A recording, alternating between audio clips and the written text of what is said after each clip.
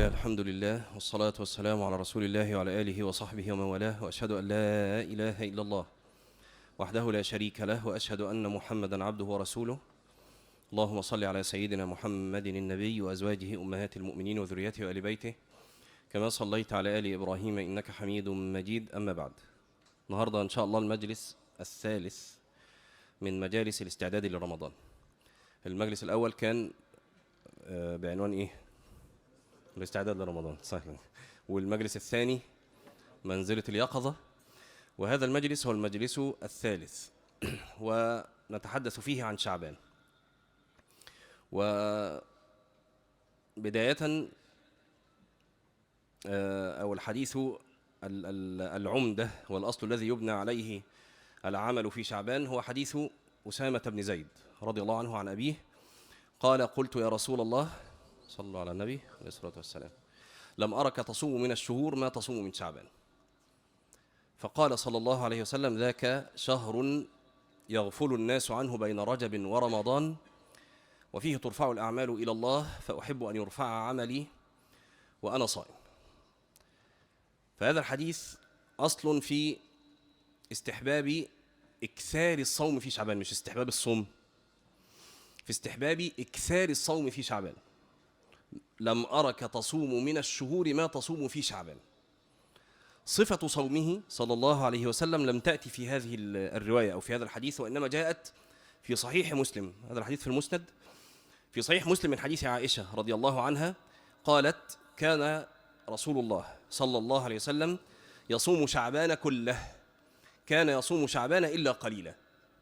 طيب، صفة صيامه صلى الله عليه وسلم جاءت في صحيح مسلم من حديث عائشة: كان صلى الله عليه وسلم يصوم شعبان كله، كان يصوم شعبان إلا قليلا. فكان صلى الله عليه وسلم يكثر من الصوم في شعبان حتى يخيل للرائي أنه يصوم الشهر كله. كان يصوم شعبان كله؟ لا، بل كان يصوم شعبان إلا قليلا. فشعبان داخل علينا إن شاء الله. طبعا إحنا مبدرين شوية في الدرس عشان الدرس هينزل كمان 7 أيام، فيبقى خلاص دخلت شعبان يعني. فنعمل إيه في شعبان؟ نصوم شعبان كله ما عدا يوم ولا يومين في الآخر. نكثر الصوم في شعبان. ليه؟ هنعرف كمان شوية. طيب، عندنا حديث عشان نبقى خلصنا المسألة الفقهية. عندنا حديث آخر: إذا انتصف شعبان فلا تصوموا. فكيف نجمع بين قول عائشة وقول أسامة في صفة صيامه صلى الله عليه وسلم وبين قوله صلى الله عليه وسلم: إذا انتصف شعبان فلا تصوموا؟ من طرق الجمع إنه لو واحد ما صامش في نص شعبان الأول ما يصومش في النص الثاني، لكن واحد صام في النص الأول لا، يكمل ويصوم في النص الثاني عادي. خلاص، يبقى إذا انتصف شعبان فلا تصوموا لمن لم يكن قد صام في نصف شعبان الأول، إنما اللي صام في النص الأول يصوم في النص الثاني عادي. طيب، درس النهاردة بقى هو احنا ليه بنصوم في شعبان، أو إن شئت فقل احنا ليه بنكثر من العبادة في شعبان؟ لأن احنا هنعرف كمان شوية إن شعبان ما هواش شهر صيام فقط، بل في أنواع عبادات أخرى تفعل في شعبان، وهنعرف في آخر الدرس إن شاء الله. فالنبي عليه الصلاة والسلام علل هنا في الحديث كثرة صومه بعلتين: لم أرك تصوم من الشهور ما تصوم في شعبان، قال: ذلك شهر يغفل الناس عنه بين رجب ورمضان. دي أول علة يا جماعة. أول علة علل بها النبي صلى الله عليه وسلم إكثاره من الصوم في شعبان أنه زمان غفلة. احنا الدرس اللي فات كان منزلة اليقظة، فمن جملة اليقظة التي ينبغي أن يتصف بها أهل الإيمان إن هم مصحصحين لأزمان الغفلة.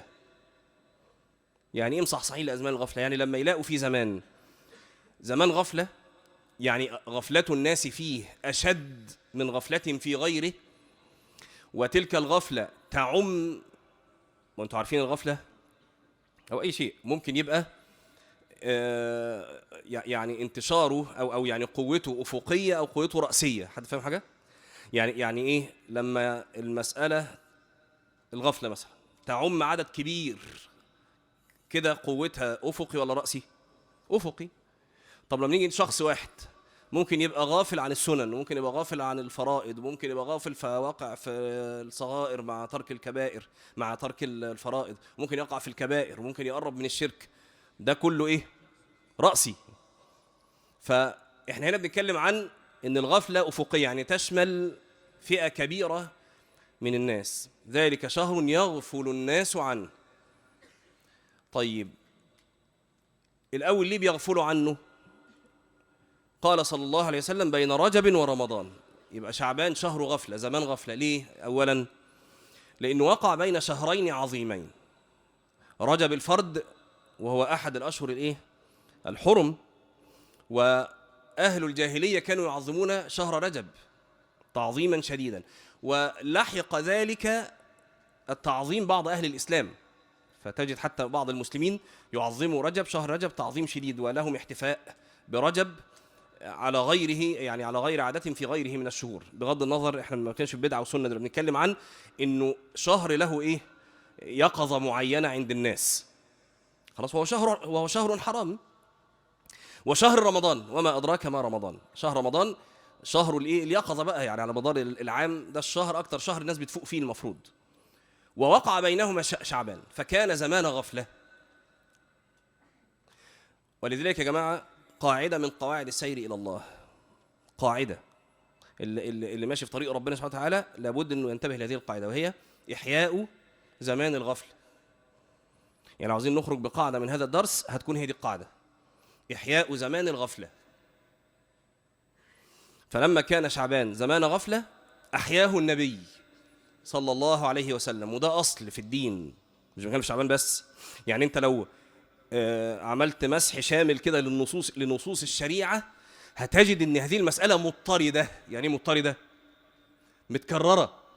فكرة ان احنا نحيي أزمنة الغفلة. فمن ذلك مثلا أن من السلف من كان يستحب إحياء ما بين العشاءين، اللي هو الوقت بين المغرب والعشاء. ليه؟ لأنه زمان غفلة. احنا بنتكلم على فئة المتدينين، تلاقيهم الوقت ده ايه؟ بتعملوا فيه ايه من المغرب والعشاء؟ ده بيضيع. يقول لك يا عم الشيخ ده احنا بنخلص المغرب من هنا، العشاء بيدنا من هنا. هو مش كده. لا، هو انت بتخلص المغرب من هنا في تقريبا ساعه الا ربع عقبال ما العشاء يدن. بتعمل فيها ايه؟ لا، بتضيع. انا هي مش بكلم الناس بكلم الناس المتدينه، الناس الحريصه على الوقت. الوقت ده بيضيع عند معظم الناس، زمان غفله. فكان بعض السلف يستحبوا احياء هذا الوقت، يقف يصلي بين العشاءين. بالمناسبه يا جماعه، اللي هيعمل كده ينوي قيام الليل، خلاص هو الليل بدأ، فاحنا ممكن نقيم الليل من المغرب عادي جدا. طيب ينوي بذلك ايه؟ قيام الليل واحياء ايه؟ زمان الغفله. فشايفين هنا اهو احياء زمان الغفله. ولذلك كان في يعني اهتمام بالغ بثلث الليل الاخر وبنصف الليل كذلك. ليه؟ لانه زمان غفله. والنبي عليه الصلاه والسلام لما اذن للعشاء ولم يخرج للصحابه حتى كاد ينتصف الليل، وبعدين خرج فقال ابشروا، ما صلوش العشاء حتى كادت تخفق ايه؟ رؤوسهم، يعني عمالين ايه؟ قاعدين عمالين هيناموا خلاص. فلما خرج قال ابشروا فانه ليس على الارض احد ينتظر الصلاه غيركم. يعني هتصلوا في زمان غفله، الناس كلها غافله وانتوا هتقوموا تصلوا. ولذلك احياء نصف الليل، احياء الثلث الاخر من الليل له يعني حفاوه في الشرع ومزيد فضل. ليه؟ علشان كده.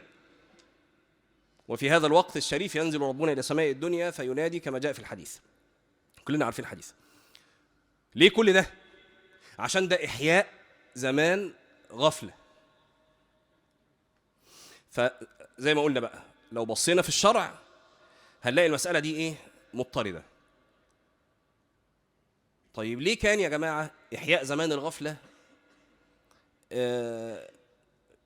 فيه اهتمام بالغ من الشارع سبحانه وتعالى بهذه المسألة؟ بل احنا قلنا لكم من شوية دي قاعدة من قواعد السير أصلا إلى الله، إحياء زمان الغفلة. ليه؟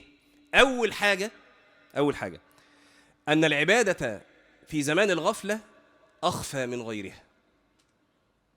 دي أول حاجة. ده وقت مش متوقع إن الناس إيه؟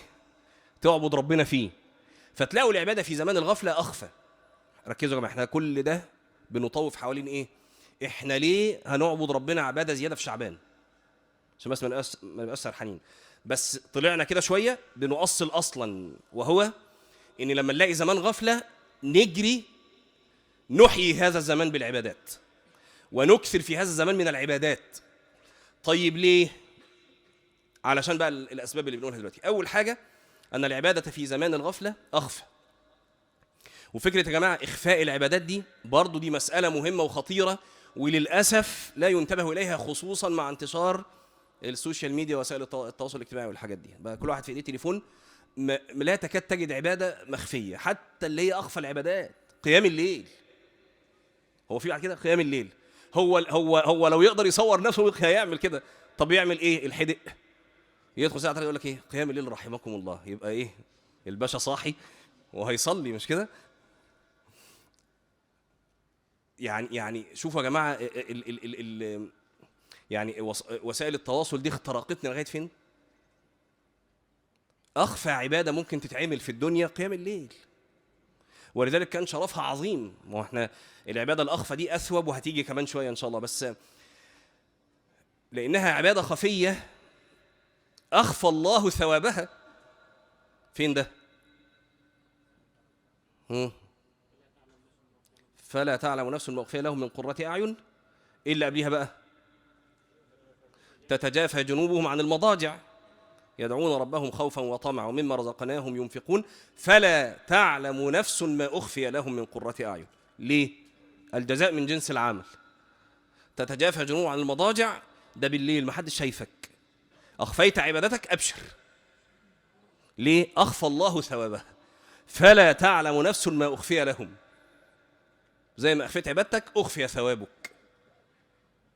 خلي بالك مين اللي بيخفي ثوابك؟ الملك جل جلاله. انتوا عارفين كده لما يجي ملك من ملوك الدنيا ولا حد غني مريش فيقول والله اللي هيعمل كذا هديله $1000، واللي يعمل كذا هديله $2000، واللي يعمل كذا 3000. اما اللي يعمل كذا بقى ده بقى جزاؤه عندي. يقوم ايه الاذهان تنشط كده، ده لما فلان هياخد 1000 وفلان 2000، امال انا بقى هاخد كام لو عملت كذا؟ يخفي ثوابك او يخفي جزاءك. ده دليل على ايه؟ على عظم ما اتيت. ولذلك اخفاء العبادات ده كان السلف كانوا يبقوا حريصين عليه جدا جدا. واستحب العلماء اخفاء النوافل. يبقى على قد ما تقدر انت مخفي للنافله بتاعتك، على قد ما تقدر.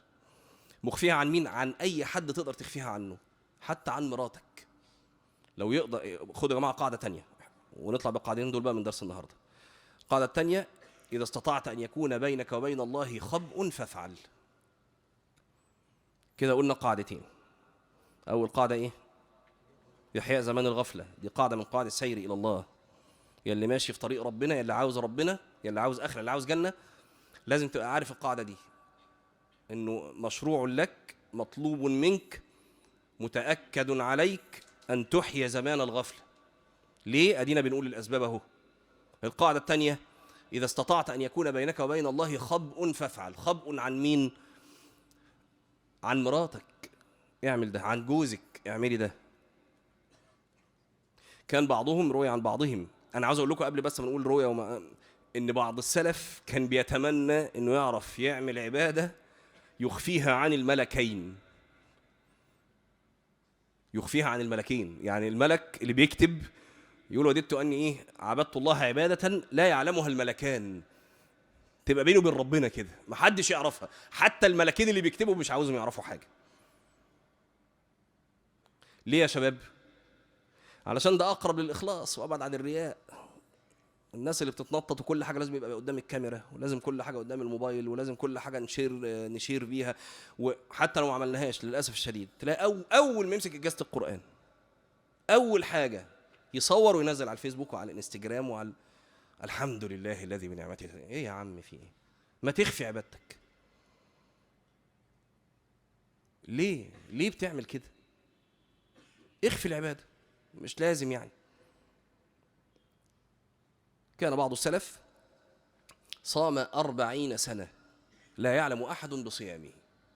أحد دي له مين؟ قالوا حتى مراته كانتش تعرف إنه صايم. مش لازم 40 سنة، 40 سنة كل يوم يعني. كان يصوم، كان يكثر الصوم ولا أحد يعلم بصومه. كان إذا خرج من بيته أخذ رغيفين، كان تاجر في السوق، يتصدق بهما في الطريق، فيظن أهل السوق أنه أفطر في بيته، ويظن أهل بيته أنه أفطر في السوق، ويرجع بعد المغرب يأكل عادي كأنه بيتعشى في بيته وهو ده فطاره. لا مراته عارفة أنه صايم ولا اللي في السوق عارفين أنه صايم. طب إحنا عرفنا إزاي؟ لا مراته عارفة ولا إحنا عرفنا يعني. بس اتأثرتوا مش كده؟ حلو. لا هو هذه الأمور يا جماعة كان وده برضو حاجة مهمة يعني هنتعلم منها حاجة يعني. كانوا إذا حضرتهم الوفاة تكلموا بهذا. ليه؟ يردون أنفسهم. هل يا جماعة هل تتصورون بقى أن واحد وهو في خلاص سكرات الموت ممكن يرائي؟ يعني جاي خلاص بيموت بينه وبين ربنا خطوة يقول لك ده أنا كنت بعمل لا، بس كانوا يفعلون ذلك في هذا الوقت. ليه؟ يردون أنفسهم، يقعدوا يقولوا لنفسهم إيه؟ ليه؟ من مات أنا عند إيه؟ عند ظن عبدي بي. فهم يريدون أن تأتيهم منيتهم وهم يحسنون الظن بالله عز وجل. إزاي؟ إنهم يحدثون أنفسهم بهذه الطاعات. أبو بكر بن عياش مين هو؟ شعبة، الإمام شعبة. عارفين الإمام شعبة؟ ده بتاع إيه؟ بتاع إيه يعني في الآخر قرآن مش كده؟ واحد من أئمة القراءات، وهو برضه هو في الموت، وجم برضه بيعيطوا بتاع، فقال لابنه إيه؟ أنت بتعيط ليه؟ أنا ختمت القرآن في هذه الزاوية، وقال رقم كبير 8000 مرة أو حاجة زي كده. هاتوا الرواية كده وقولوا لنا كم مرة. أظن 8000. ده في زاوية واحدة في البيت كده. قال له أنا ختمت المصحف هنا، القرآن هنا 8000 مرة أو رقم يعني كبير.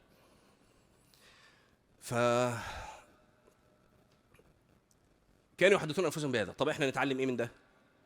إنك لو حضرت واحد في السكرات، واحد في النزع، واحد بيموت، مش وقت إنك تخوفه. 18000 ساعتها ما حسبناها، احسبوها كده، اقسموا 18000 على كام؟ 365 تطلع كام؟ 49. 49 يعني لو ده لو بيجيب ختمة في اليوم، لو يجيب ختمة في اليوم محتاج 49 سنة. حد فاهم احنا عملنا ايه؟ هو ختم 18000 ختمة، فهو قسمنا، لو قسمنا 18000 على عدد ايام السنة 365 مثلا، في الايه؟ في الايه؟ احسبوه بقى انتوا خلاص عشان وقت الدرس. ماشي. المهم دي كانت في زاوية واحدة يعني، ماشي، من البيت. فانت لو قاعد بقى في واحد بيموت، تذكره بايه؟ برحمة ربنا، تذكره باعماله الصالحة، تذكره باتقائه لله عز وجل، تذكره برحمة ربنا. يوم يموت وهو يحسن الظن بالله عز وجل. وكان بعضهم اشتهر بالصوم، فكان يعمل ايه بقى؟ يجي يوم الجمعة والناس قاعدة كلها في الجامع، يقوم رايح كده على ايه؟ كوز المية ويحطه على بقه، يعمل اكنه بيشرب وما شربش حاجة، يظن الناس انه ايه؟ مفطر وهو صايم. هو كان يسرد الصوم. فكانوا كانوا يبالغون في إخفاء عباداتهم، على عكسنا احنا تماما. فاحنا محتاجين ده يا جماعة، محتاجين نخفي العبادة، محتاجين نحرص على ذلك. ليه؟ لأنك مهما أخفيت عبادتك كانت أقرب للإخلاص وأبعد عن الرياء. قلوبنا أضعف من إن هي تتحمل رؤية الناس للعمل أو ثناء الناس على العمل. بعض الأعمال الله غالب. يعني الله غالب هنعملها إزاي؟ في صلاة الجماعة هتخفيها إزاي دي؟ لازم تنصلي في الجماعة. الدعوة إلى الله هتخفيها إزاي؟ ما أنت عشان هتدعو حد، مش هتقعد لوحدك في الصالة وتدعو وتقعد هتكلم، ما أنت لازم تكلم ناس. فالدعوة خلاص الله غالب. الحج، العمرة، برضو الحج العمرة مش لازم ايه سيلفي كل سنة يقول لك ما هو خلاص. هي لا، انا اقصد الناس اللي حواليك يعني. ففكرة انك ايه اتحولت فجأة لفلوجات بقى، انا في المطار، انا قدام الكعبة، اللي عاوز حاجة يبعت لي، اللي عاوز دعوة يا عم ما تهدى، خليك مع ربنا سبحانه وتعالى. مش عاوزين حد يعرف حاجة، روح وتعالى ومحدش يعرف عنك اي حاجة. خلاص. انما عاوزين يبقى في بيننا وبين ربنا خبء بقى ما حدش يعرفه. الخبء ده بقى صوم، قرآن، قيام ليل، اعمل اي حاجه عباده بينك وبين ربنا ما حدش يعرف عنها حاجه. ودي اللي ترجيها من الله عز وجل، لانها لو اتشمت قلوبنا ضعيفه. اقرب الى الاخلاص وابعد عن الرياء، العباده الخفيه، العباده في زمان الغفله. شو يا جماعه ربنا قال في القران ان تبدوا الصدقات فنعم ما هي، طبعا القران مش كده فنعم ما هي، يعني فنعم ما هي. ان تبدوا الصدقات جميله وكل حاجه، وان تخفوها وتؤتوها الفقراء فهو خير لكم. إن تبدوا صدقات فنعم ما هي، وإن تخفوها وتؤتوها الفقراء فهو خير لكم، مش لهم.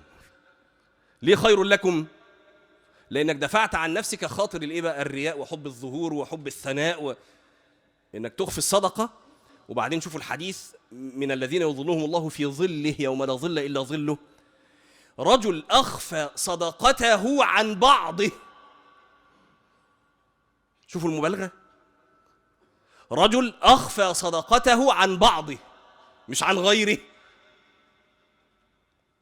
تصدق بصدقة فأخفاها حتى لا تعلم شماله ما أنفقت يمينه. عجيب عجيب، مبالغة في الإخفاء. يبقى ده أول معنى، العبادة في زمان الغفلة، وشعبان زمان غفلة، احنا بنربط الدرس. العبادة في زمان الغفلة أخفى، ولما كانت أخفى كانت أقرب للإخلاص وأبعد عن الرياء، فكانت أرجع عند الله عز وجل أن تقبل. ولذلك كان السلف يجتهدون في إخفاء العبادات، وإذا عرفت عنهم العبادة اجتهدوا في دفع تلك السمعة عن أنفسهم. الإمام أحمد كان يقول إيه؟ أشتهي ما لا يكون. الواحد طبعا كان يعني نار على علم مشهور جدا، فكان يقول ايه افتكرت حكايه كده يعني ظريفه احكيها لكم عنها. كان يقول اشتهي ما لا يكون، اشتهي مكانا لا يعرفني فيه احد، نفسي اروح حته ما حدش يعرفني فيها. ليه؟ علشان هو ما يحبش الشهره ولا يحب انه يبقى كل حاجه، كل ما يعمل حاجه الناس بصاله ده احمد بن حنبل. قولوا لعبد الوهاب، هو كان بيقول يخمل ذكره فاني انا قد ابتليت بالشهره. الإمام أحمد من الطرائف، يعني أنا افتكرتها دلوقتي مش من الدرس يعني، بس على فكرة المشهور وكده. فكان أحمد ويحيى بن معين الاثنين كانوا أقران وكانوا على طول مع بعض يعني. وبعدين مرة راحوا مسجد، فلا واحد قصاص، واحد جاهل كده زي حالاتي قاعد بيقول للناس أي كلمتين كده. القصاصين زمان طبعا عشان ده العصر الذهبي للحديث بقى، فما مش اي حد هيخيل على الناس يعني. طب هو عاوز كلامه ينطلي، فطول الوقت حدثني احمد بن حنبل ويحيى بن معين، حدثني احمد، ويهبد. طبعا احمد ويحيى قاعدين ورا في الجامع. فهو حدثني احمد بن حنبل ويحيى بن معين، فخلوه خلص وجوله. قالوا له تزعم ان احمد ويحيى حدثاك بما تقول؟ قال اجل. قال فانا احمد وهذا يحيى بن معين. يسكت بقى البعيد. قال وليس في الدنيا احمد بن حنبل ويحيى بن معين غيركما، يعني انتوا بس يعني اللي احمد يعني مفيش غيركم احمد بن حنبل ويحيى بن معين.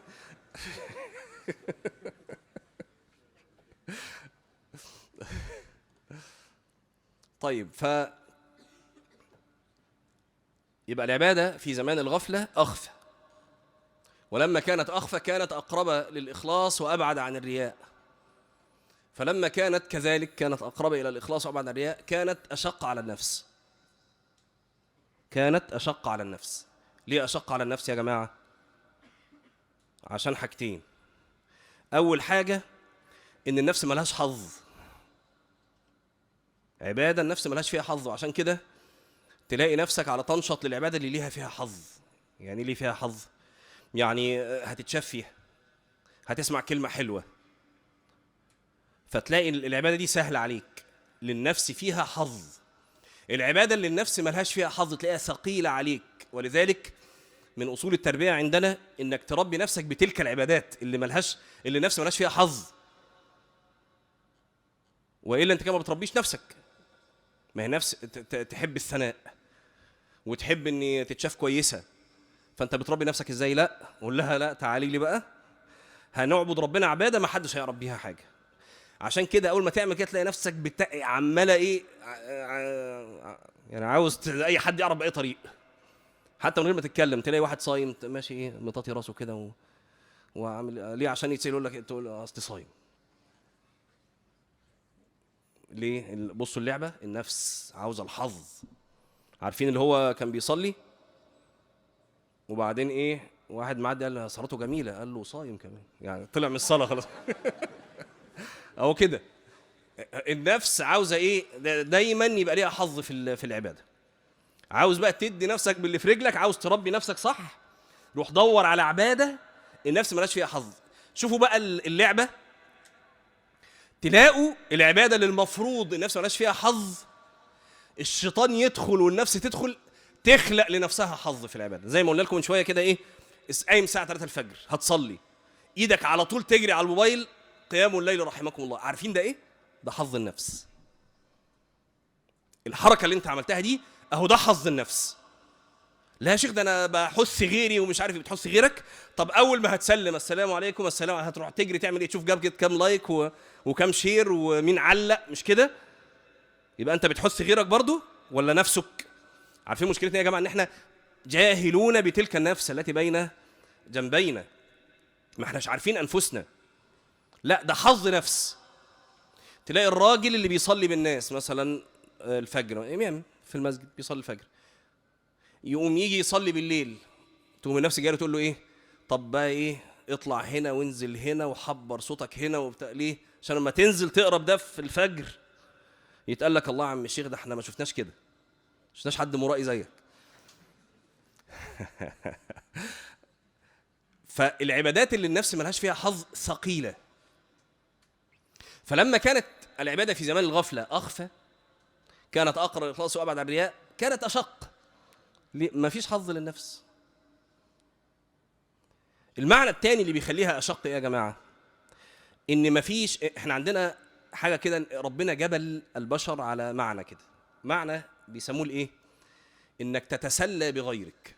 تتسلى مش تقعد تتريق عليه، تتسلى يعني ايه؟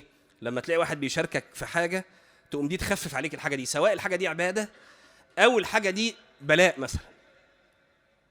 احنا عندنا المثل مصري في العاميه يقول لك ايه؟ اللي يشوف بلاوي الناس، ركزوا يا جماعه المثل ده صادق، اللي يشوف بلاوي الناس تهون عليه بلوته. يعني ايه تهون؟ يعني قبل ما يشوف بلاوي الناس كانت عنده البلوه بتاعته ايه؟ ضخمه جدا، مش كده؟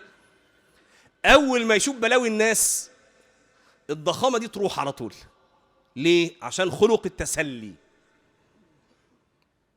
خلق التسلي. فالنفس البشريه مجبوله على هذا الخلق، سواء في الطاعه، يعني لو شفت غيرك بيشاركك العباده بتهون عليك العباده.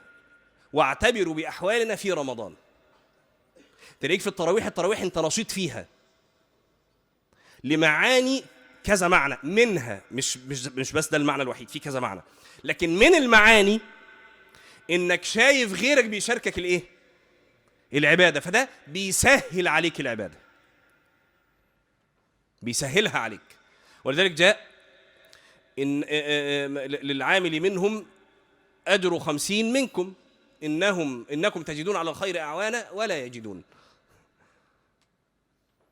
فده يخلي العبادة أشق. عشان كده رمضان يخلص، تعال بقى شوف قيام الليل. لا، ما أنت هو كنت بتقيم الليل لأسباب، قلنا كذا سبب، مش بس ده، بس منها إنه غيرك بيشاركك العبادة.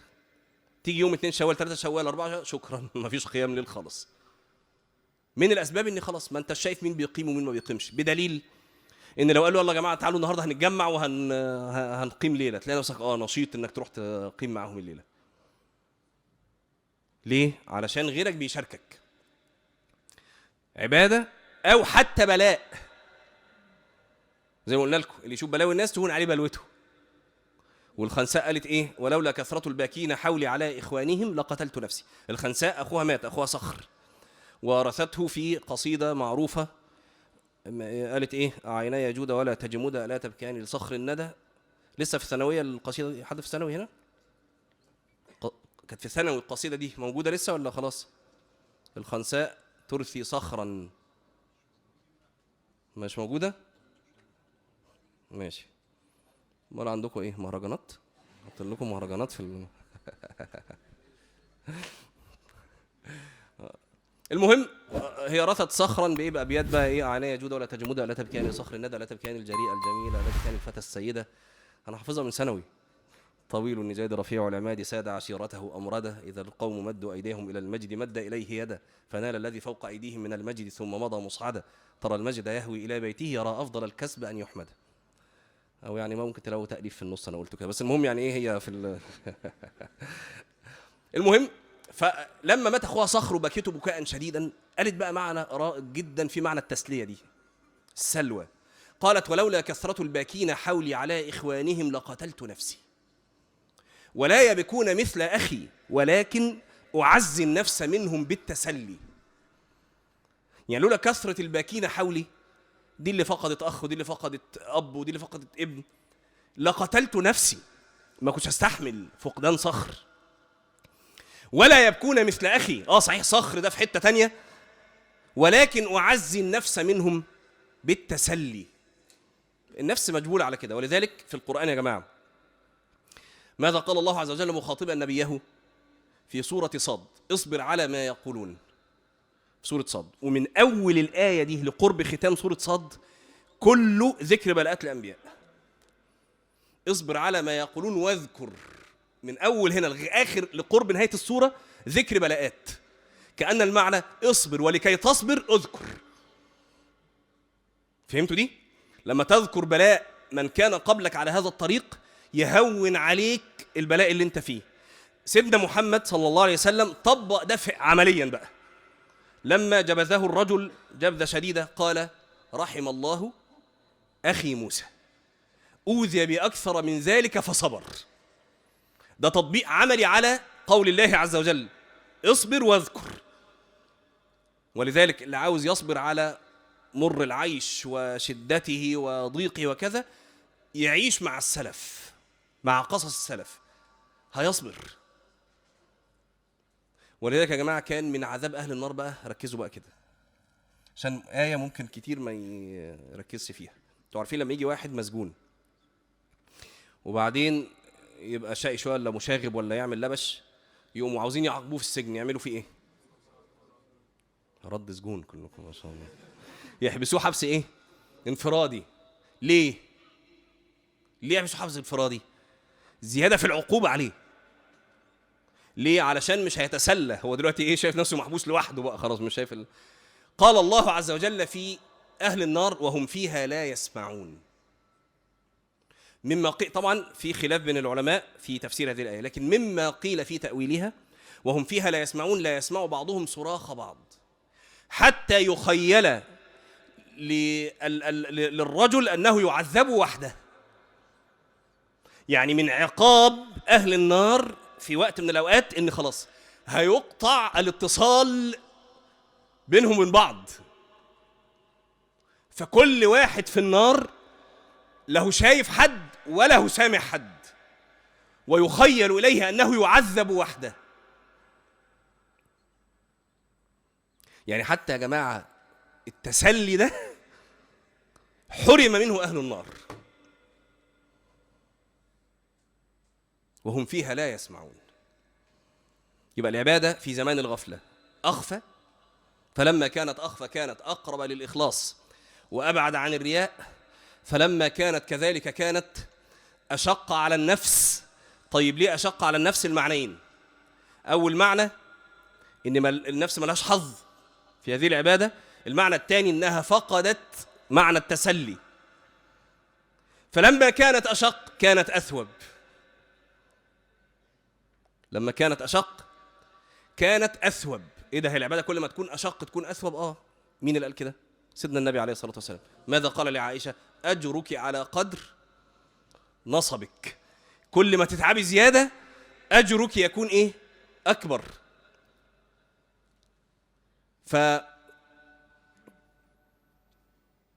ده أول معنى في الاحتفاء بشعبان. شهر شعبان جاي هنكسر فيه من حاجات. أول حاجة هنعرف إيه بقية الحاجات إن شاء الله. أول حاجة الصوم.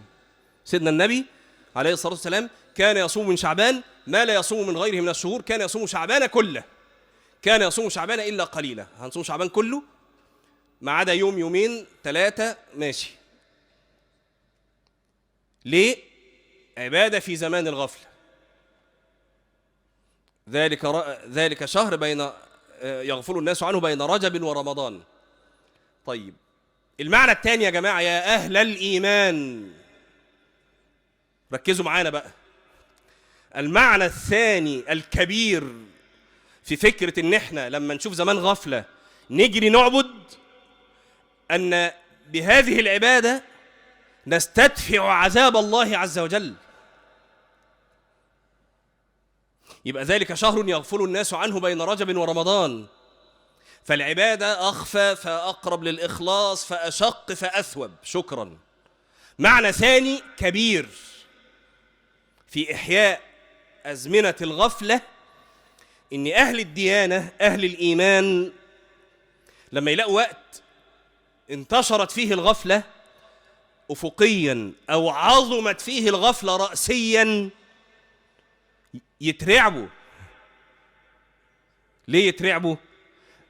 إيه اللي يأمننا إن العذاب ما ينزلش في الوقت ده؟ والعذاب إذا نزل هيخص ولا هيعم؟ أنهلك وفينا الصالحون؟ لا. قال لا ولا قال إيه صلى الله عليه وسلم؟ قال نعم. نهلك وفينا الصالحون. إمتى؟ إذا كثر الخبث. فإذا كثر الخبث أو عظم الخبث رأسيا أو أفقيا نترعب من إيه؟ إن العذاب يجي. واتقوا فتنة لا تصيبن الذين ظلموا منكم خاصة. يعني العذاب إذا نزل عم، ده كلام ربي سبحانه وتعالى. واتقوا فتنة لا تصيبن الذين ظلموا منكم خاصة. جيش يخسف بأوله وآخره أخبر عنه المصطفى صلى الله عليه وسلم. طيب يا رسول الله فيهم من ليس منهم، فيهم السوق وفيهم من ليس، يعني ناس رايحة تاجر مش في دماغها حرب، مش رايحة تحارب. قال يخسف بأولهم وآخرهم ثم يبعثون على نياتهم. إنما العذاب هينزل كله. فلما أهل الإيمان أهل الديانة يشوفوا زمان معين انتشرت فيه الغفلة أفقيا أو عظمت فيه الغفلة رأسيا يخافوا جدا. يخافوا من إيه؟ من نزول العذاب. فيقوموا جاريين على فين بقى؟ على إحياء زمان الغفلة، اللي هو أول كلمة، اللي هو أول قاعدة من قاعدة سير إلى الله، إلى إحياء زمان الغفلة. الكلام ده بنقول كل سنة إمتى؟ في ليلة إيه؟ رأس السنة. ليلة رأس السنة الميلادية بينتشر فيها ولا بيعظم فيها؟ يعني رأسي ولا أفقي؟ الاثنين، مش كده؟ ينتشر أفقيا، تلاقي المعاصي مش في مصر. احنا دايما نقول كده، نقول ما نعرفش ليلة في العام بيعصى فيها الله سبحانه وتعالى في العالم، مش في دولة، في العالم كهذه الليلة. فده كده انتشار ايه؟ أفقي، مش كده؟ طيب بيتعمل فيها المعاصي اللي هي يعني أي كلام؟ لا، ده زنا وخمر غير الشرك بقى أصلا، يعني أصلا هي فليلة تنتشر فيها الغفلة وتعظم فيها الغفلة رأسي وأفقي. احنا بقى ايه؟ طرزانات قاعدين كده ما بنعملش اي حاجة. مش بس كده، لا، ده احنا اللي هيروح يعبد نقول له اقعد ما تعبدش، بدعة. مش عارف فهم ايه ده الصراحة. فأهل الإيمان عارفين عندهم مسؤولية. ايه بقى المسؤولية؟ المسؤولية التي ذكرها الله عز وجل عنهم في القرآن. قال سبحانه وتعالى: ولولا دفع الله الناس بعضهم ببعض لفسدت الأرض. من تأويل هذه الآية لولا دفع الله الناس بعضهم ببعض، يعني إيه؟ يعني لولا دفع الله عن أهل العصيان بأهل الإيمان لفسدت الأرض.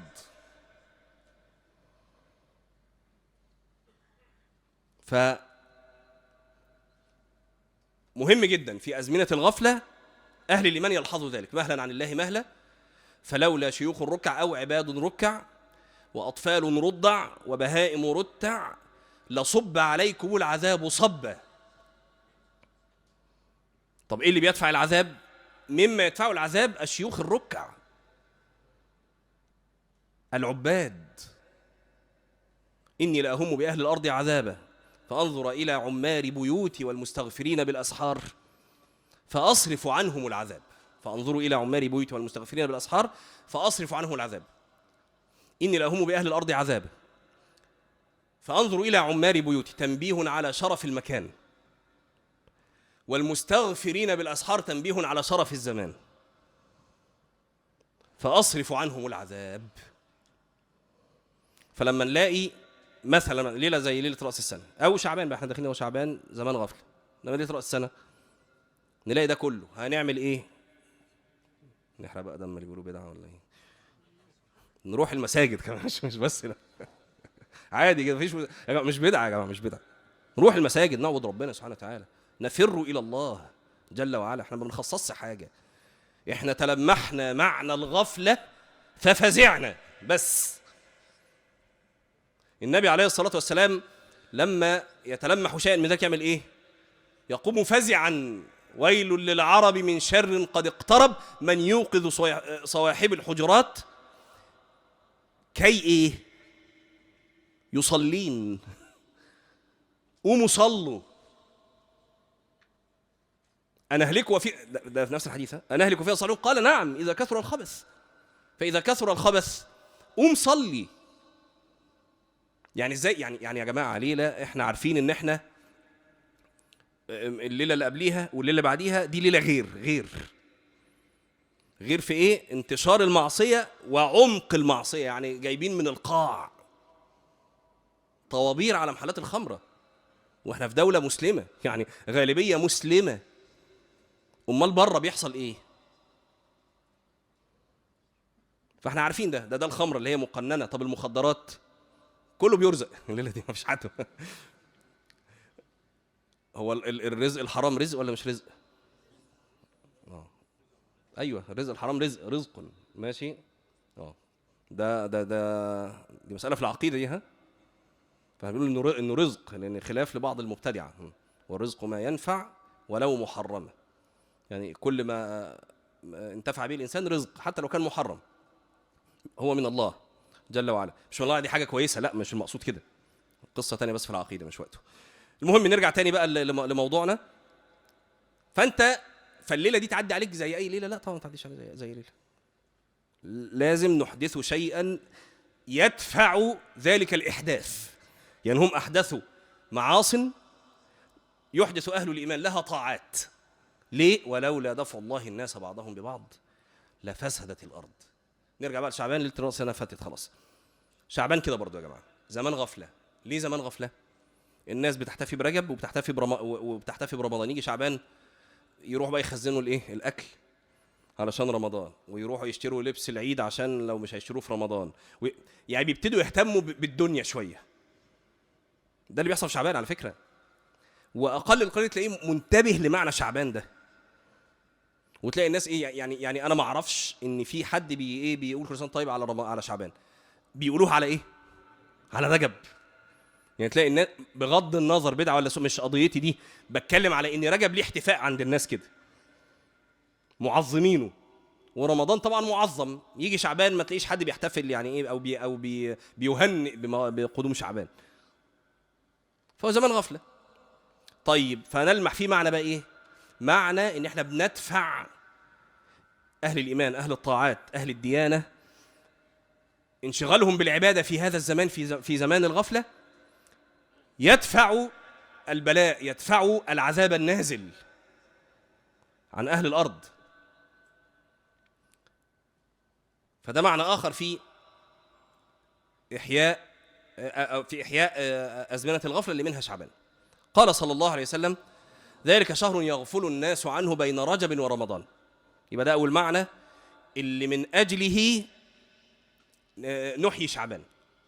لغاية دلوقتي بالصوم، لسه ما نعرفش في حاجة تانية في شعبان ولا لأ، بس لغاية دلوقتي احنا هنكثر من الصوم في شعبان. معنى ثاني ذكره النبي في الحديث صلى الله على النبي محمد عليه الصلاة والسلام، قال: فيه ترفع الأعمال إلى الله وأحب أن يرفع عملي وأنا صائم. الأول يا جماعة قبل ما نتأمل هذا المعنى، احنا عندنا في عرضة يومية، أو إن شئت فقل عرضتان، وعندنا عرض أسبوعي، وعندنا عرض سنوي. ركزوا في اللي بقوله ده. كل يوم في عرضة كده إجمالية بتحصل. إمتى وإمتى؟ الفجر والعصر. يتعاقبون فيكم ملائكة بالليل والإيه؟ والنهار. طب هيجتمعوا إمتى؟ في تسليم وردية، تسليم وتسلم، في هاند أوفر بيحصل. إمتى؟ في صلاة الفجر وصلاة العصر. ولذلك قال الله عز وجل: إن قرآن الفجر كان مشهودا، مما قيل فيها تشهده ملائكة الليل والنهار. الورديتين، يبقى في ملائكة بتنزل بالنهار وفي ملائكة بتنزل تقعد بالليل. بيسلموا بعض امتى؟ في صلاة الفجر وصلاة العصر. فصلاة العصر لسه مصلينا من شوية دي اجتمع فيها ملائكة الليل والنهار. وقل مثل ذلك في صلاة الفجر يجتمع فيها ملائكة الليل والنهار. طيب الشاهد بقى من الحديث: يصعدون إلى الله عز وجل فيسألهم: كيف وجدتم عبادي؟ فيقولون: أتيناهم وهم يصلون وتركناهم وهم يصلون. الله أكبر. والله يا جماعة، والله لو أولينا هذا الحديث حظه من التأمل لا محتاجين نقول لكم ثواب صلاة جماعة، ولا محتاجين نقول لكم فضلها، ولا محتاجين نقول لكم طيب هي فرض ولا سنة ولا فرض كفائي، ولا محتاجين ده خالص. لو بس استشعرت هذا المعنى، أن اسمك يذكر في من أتته الملائكة وهو يصلي وتركته وهو يصلي. لأن هما بيجتمعوا فين؟ في بيوت الله عز وجل. فأنت فين في صلاة الفجر وفين في صلاة العصر؟ أتيناهم وهم يصلون وتركناهم وهم يصلون. أشهدكم يا ملائكة أني قد غفرت لهم. الله أكبر. فده العرض اليومي. عندنا عرض أسبوعي. كان النبي عليه الصلاة والسلام الاثنين والخميس يصومهم، وبعدين لما سئل عن صيام الاثنين والخميس قال: ذلك يومان ترفع فيهما الأعمال إلى الله وأحب أن يرفع عملي وأنا صائم. يبقى وانت بتصوم الاثنين وبتصوم الخميس نفس المعنى اللي في شعبان. ذلك شهر يغفل الناس عنه بين رجب ورمضان فيه ترفع الأعمال إلى الله وأحب أن يرفع عملي وأنا صائم. ولذلك كان إبراهيم النخعي يا جماعة الأول يوم الخميس ده له خصيصة كمان. ابن عباس رضي الله عنهما كان بيقول: يكتب كل شيء، أي لفظ بتقوله بيكتب. في تفسير ابن عباس لآية ما يلفظ من قول إلا لديه رقيب عتيد. فكان يقول: يكتب كل شيء حتى قولك أكلت وشربت ورحت وجئت، أي كلمة بتقولها بتكتب. فإذا كان يوم الخميس نظر في ذلك فأثبت ما كان فيه خير أو شر وطرح سائره. يعني المباح يترمي واللي فيه خير أو شر يفضل إيه؟ ثابت. فذلك قول الله عز وجل: يمحو الله ما يشاء ويثبت. ده تفسير ابن عباس للآية. فكان إبراهيم النخعي إذا جاء يوم الخميس بكى إلى امرأته وبكت له، يقعدوا يعيطوا كل خميس ويقول: الآن يعرض عملي على الله. طب إبراهيم النخعي ده يعني هو ده كان أحد الإيه يعني عياذا بالله يعني كان أحد الفساق ولا أحد الفجار ولا أحد ما هو بيبكي ليه؟ هو بيبكي لأن قلبه حي. إحنا ما بنبكيش لأن إحنا ما فيش قلوب أصلا، ما فيش قلوب. لأن إبراهيم النخعي لا، ده كان أحد الصالحين، كان يجي الخميس يقعد يعيط: الآن يعرض عملي على الله. فنفس المعنى يا جماعة اللي هو دي العرضة الأسبوعية. في عرضة سنوية إن شئت فقل ده الحساب الختامي كده. عارفين الشركات ولا المصانع ممكن يبقى فيه إيه بيحسبوا شهري، بيحسبوا، لكن في حاجة اسمها حساب ختامي بقى. في نهايه كل سنه يجوا يجردوا ويشوفوا الخساره ويشوفوا المكسب عشان يشوفوا الارباح وكده، معروفه. ده الحساب الختامي بقى، شهر شعبان. ذلك شهر يغفل الناس عنه بين رجب ورمضان. شوفوا يا جماعه، شوفوا شهر الغفله ده شهر مش عادي. يعني سيبكم ان هو زمان غفله بس، يعني لو كان كده كانت العباده فيها كل اللي قلناه، اللي هو نص المحاضره، او ما تخافوش مش لسه نص، اللي بقى حاجه بسيطه، اللي هو الجزء الاول من المحاضره. لو كنا شطبنا على كده دي لوحدها محفزه ان احنا نعمل ايه؟ نعبد. لا، ده احنا فوجئنا في حاجه تانية بتحصل. ده مش بس زمان غفله، فيه تعرض الاعمال على الله. واحب ان يعرض عملي وانا صائم. ليه سيدنا النبي عليه الصلاه والسلام يحب ان يعرض عمله وهو صائم؟ معنيين برضه. المعنى الاول عشان نفهمه هديكم مثال. تخيل حضرتك كده في دوله، وبعدين الدوله دي ليها رئيس، ليها ملك، ليها ايا مكان، وانت الخط بقى بتاعنا يعني ما سبتش جريمه غير وقعت فيها، لدرجه ان الملك قال ايه؟ هاتهولي ده، هاتهولي. مفيش قانون ما خالفتوش. فجولك بقى الحراس بتوع قالوا لك ايه؟ الملك عاوزك شخصيا، مش انت اللي شخصيا، هو اللي شخصيا، انت ولا حاجه، انت عادي واحد من الرعايه، يعني الملك شخصيا عاوزك. فانت رايح يا عاوزني في ايه ده؟ فرحت وقفت قدام الملك، فلقيت ايه؟ صحيفتك بقى الجنائيه قدام في ايد الملك. وبقى بيقول لك ايه؟ يعني عرضت على، رفعت للملك. فعمال يبص في الصحيفه كده ويقرا جرايمك، وبعدين يلتفت اليك من حين لاخر ايه؟ تاخذه التفاته، يعني وهو بيقرا كده يبص لك كده. فتخيل لو هو بيقرا جرايمك دي فلاقيك يبص لك يلاقيك ايه؟ مطأطئ الراس، باكي، يعني ظاهر عليك معاني الندم، معاني انه خلاص اخر مره، لا انا كنت مجرم ومش هعمل كده تاني. دي حاله. في حاله تانية انه كل ما يلتفت اليك يلاقيك ايه؟ عمال تبص في السقف وفاتح الموبايل بتشات لغايه ما يخلص الايه؟ قرايه الصحيفه. ايه رايكم يا جماعه؟ الحالتين دول زي بعض؟ اهو ده بالظبط. احب ان يعرض عملي وانا صائم. اول معنى ان ربنا سبحانه وتعالى لما يعرض عليه العمل، عمل السنه، وكل واحد بقى فينا عارف كويس بلاويه.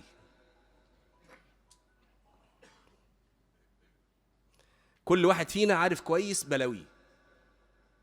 فيجي شهر شعبان، واحد شعبان كده، اقعد مع نفسك، استحضر عمل السنه، بلاوي السنه بتاعت حضرتك بتعرض دلوقتي على ربنا سبحانه وتعالى. املك انه الله جل وعلا إذا عرضت عليه أعمالك ثم نظر إليك وجدك على تلك الحال من الإخبات والخشوع والطاعة، إحداث تلك الطاعة التي تقول بها بلسان حالك يا رب آخر مرة. هو حد قاعد معاه البتاع اللي بتطقطق دي، اللي عارفين بتاعت اللي بتلف بيها الأجهزة دي، يعني كل درس الاقيها تك تك تك طول ما مين بقى أصلا بحبها، يعني اديني حتة أزايز بيطقطقوا بالأزايز. طب ما سكتت اهي، يعني ما لازم بتطقطق لوحدها. سيبوا الازايز. طيب، ايه بقى؟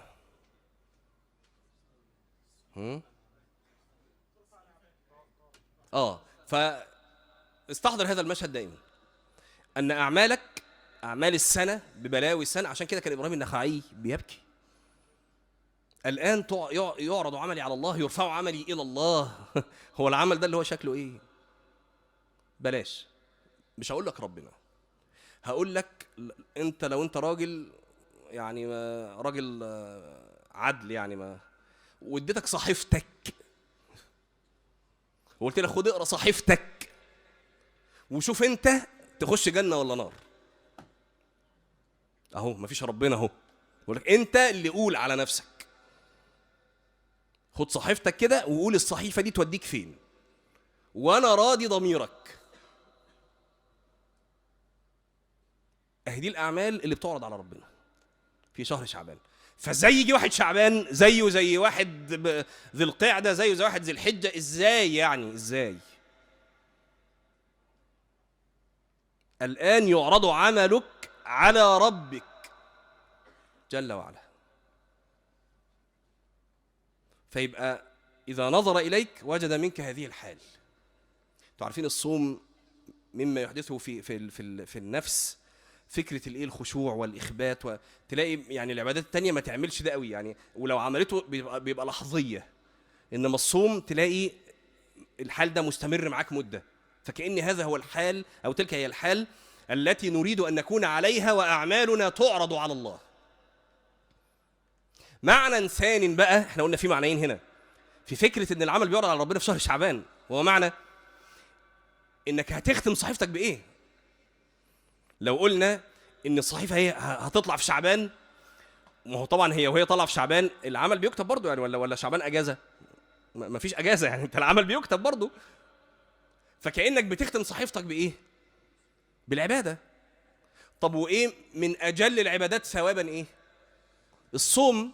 قال الله عز وجل: إلا الصوم فإنه لي وأنا أجزي به، كل عمل ابن آدم له، الحسنة بعشر أمثالها إلى 700 ضعف، إلا الصوم فإنه لي. طب يا رب إيه الثواب؟ وأنا أجزي به، أخفى الثواب. ليه أخفى الثواب؟ يلا بقى شطار. لأن الصوم عبادة خفية. ليه الصوم عبادة خفية؟ لأن الصوم ترك. مفهومة دي؟ يعني دلوقتي لو واحد في اللي قاعدين عاوز يصلي، كلنا هنشوفه صح؟ حب يذكر ربنا، اللي حواليه هيلقطه. لكن مين فينا صايم؟ محدش يعرف. الله. اشمعنى الصوم؟ لأن الصوم ترك. الصوم انك ما بتاكلش وما بتشربش وما بيتجمعش. فاحنا قاعدين دلوقتي ما نعرفش مين صايم ومين مش صايم. إنما الصلاة فعل، الذكر فعل، وهكذا.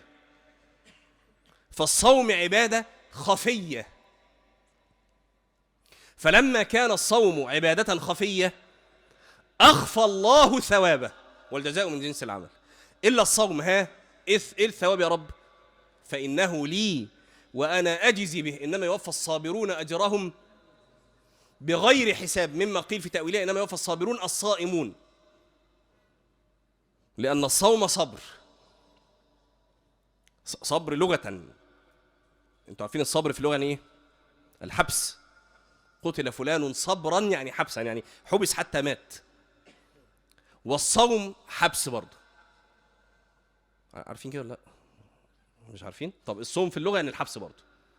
ماشي، ان المنع او الحبس ده في اللغة. ولذلك طب جيب المعنى ده في القرآن.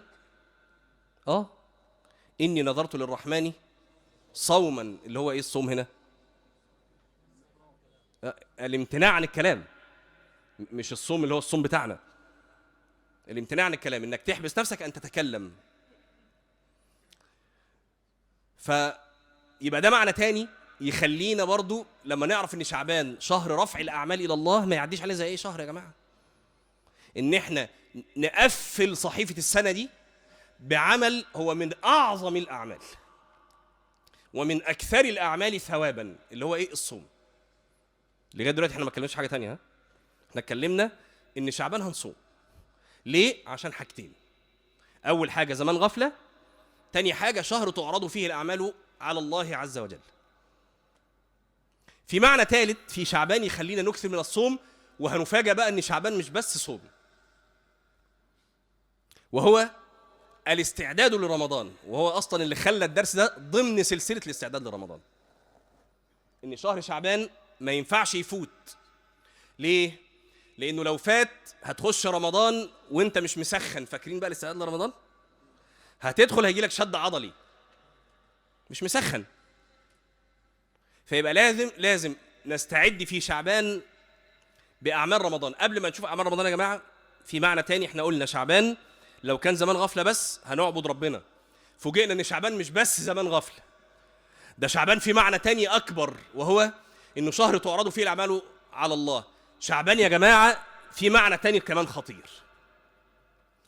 لكن هذا الأحاديث التي جاءت فيه أحاديث ضعاف، وإحنا بنعمل بالضعيف عادي جدا. في فضائل الأعمال نعمله بالضعيف. إحنا ده اللي هو مين؟ المسلمين، جمهور العلماء. يعملون بالضعيف في فضائل الأعمال، جمهور العلماء، بل بعضهم حكى الاتفاق أن يعمل بالحديث الضعيف في فضائل الأعمال. مفاجأة ولا عارفين ده؟ ماشي. فمما ورد في شعبان بأحاديث ضعيفة أن شعبان تنسخ فيه الآجال. يعني تنسخ فيه الآجال؟ يدفع إلى ملك الموت صحيفة فيها أسماء من يموت في هذا العام. هذا يحدث في شعبان. جاء في بعض الروايات فإن الرجل لا ينكح ويولد له وقد خرج اسمه. فاهمين ده يا جماعة؟ يعني فرحك وإيه هيصة وزنبليطة وبتعمل لك زفة، ركز يا أبو حميد، وأنت اسمك خلاص خرج في الموتى، أنت ميت السنة دي، فرحان بإيه؟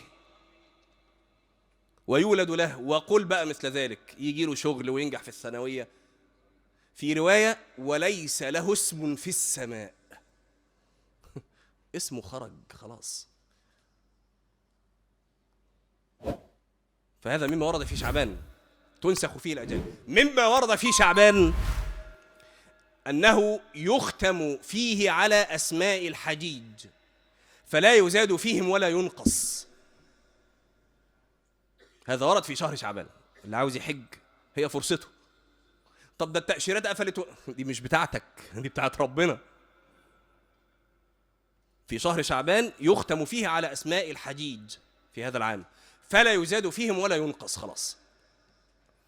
فيا جماعة بمجموع كده يعني الروايات والأحاديث شعبان ما هوش شهر عادي. شعبان لو بس شهر غفلة يخلينا نجري نعبد، لا فوجئنا انه مش كده بس، ده زمان غفلة وهو زمان شريف، فيه تعرض الأعمال على الله، فيه تنسخ الآجال، فيه يختم على أسماء الحجيج فلا يزاد فيهم ولا ينقص. من المعاني التي تجعلنا نعبد الله عز وجل في شهر شعبان الاستعداد لرمضان. فنكثر من الصوم ليه؟ استعدادا لرمضان، عشان يجي رمضان تصوم والصوم ما تلاقيهوش ثقيل عليك بل تجد لذته. طب لو عرفنا كده يبقى شعبان مش بس هنصوم، ده احنا هنأتي بوظائف رمضان. فمن وظائف رمضان قراءة القرآن. كان شعبان يسموه شهر الايه؟ شهر القراء. عرفتوا بقى ليه تسمى شهر القراء؟ لأن القراءة من وظائف رمضان، وشعبان بنستعد فيه لرمضان، فنكثر من قراءة القرآن. يعني نكثر، يعني لو انت ناوي تجيب في رمضان 60 ختمة في غير الصلاة دي حاجة تانية، انت 60 ختمة مع نفسك. سيدنا الإمام الشافعي كان ليه 60 ختمة قيل في غير الصلاة، ختمة بالنهار وختمة بالليل. طبعا نسمع ده ايه، احنا ايه 1000 ليلة وليلة، دي أساطير. حدثني من رأى الشيخ ابن قاعود رحمه الله انه كان ليه 60 ختمة في رمضان. بكلمكم على واحد كان عايش بينا، مش واحد من السلف، واحد كان عايش بينا كان ليه 60 ختمة في رمضان. فده موجود بينا خلاص. انا طبعا عشان ما يأس يعني مش بقول كله هيجيب 60، يعني شوف انت عاوز تجيب ايه في رمضان، استعد لده من شعبان شهر القراء. وكان بعضهم اذا دخل شعبان اغلق حانوته وتفرغ لقراءة القرآن. يعني اغلق حانوته؟ قفل الدكان بتاعته. يعني ايه برضه يا شيخ مش فاهم؟ يعني لو حضرتك تاجر حر يبقى من قبل شعبان انت بتعمل ايه؟ بتستعد، يعني بتستعد عمال تحوش فلوس على جنب كده علشان لما يجي شعبان انا هقفل الدكان وهكتب عليه مغلق للايه؟ للتحسينات. تحسينات ايه بقى؟ قلبك. انا قافل الشهر ده، انا قافل مغلق للتحسينات. لو انت تاجر حر لو تعرف تعمل ده. انما كلنا بقى هنقفل الانستجرام يوم 1 شعبان، قافلين الانستجرام وقافلين الفيسبوك وقافلين التيك توك وقافلين كل ده، مغلق للتحسينات. اغلق حانوته. ليه؟ مش عشان قاعد طرزان بقى ولا قاعد ينكف في اللي في البيت، وتفرغ لقراءة القرآن، شهر القراء. طيب من وظائف رمضان الصدقة، كان صلى الله عليه وسلم أجود الناس، وكان أجود ما يكون فين؟ في رمضان، ودي إن شاء الله يبقى لها درس الكلمة دي. إنما يبقى من وظائف رمضان إيه؟ الصدقة. كان بعض السلف يخرج زكاة ماله في شعبان. ليه؟ لمعنيين. أول معنى هقوله، بيتدرب على وظائف الإنفاق. وتاني معنى إنه يفرغ الفقير للعبادة في رمضان. تعالى يا فقير خد فلوس اهي. يوم الفقير، ما هو المفروض يا جماعة العبادة دي بتاعت الغني والفقير، فزي ما الغني حريص إنه يفرغ نفسه في رمضان، كذلك الفقير حريص إنه يفرغ نفسه في رمضان. فأنت تفرغ قلب ذلك الفقير اللي مش لاقي قوت يومه، إن خد فلوس اهي استعن بها على حياتك في رمضان، فيقوم يدخل رمضان وهو مطمئن النفس، فيقوم يعبد ربنا. يبقى ده معنى تاني، وانت بتخرج النفقة في شعبان كذلك تنوي ذلك، انك بتساعد الفقير انه يعبد ربنا في رمضان بنفس مطمئنة بقلب صافي. ما هو انتوا عارفين يا جماعة الفقر ينسي. الفقر الشديد استعاذ منه النبي عليه الصلاة والسلام، فهل تنتظرون إلا غنى مطغيا أو فقرا منسيا. فأنت ساعد إخوانك. كذلك من وظائف رمضان القيام، فليكن لك حظ من القيام في شعبان استعدادا لرمضان. يبقى نلخص الدرس، شعبان هنكثر فيه من الصوم، وباقي وظائف رمضان. ليه؟ عبادة في زمان الغفلة، فيه تعرض الأعمال على الله، تنسخ الآجال، يختم على الحجيج استعدادا لشهر رمضان.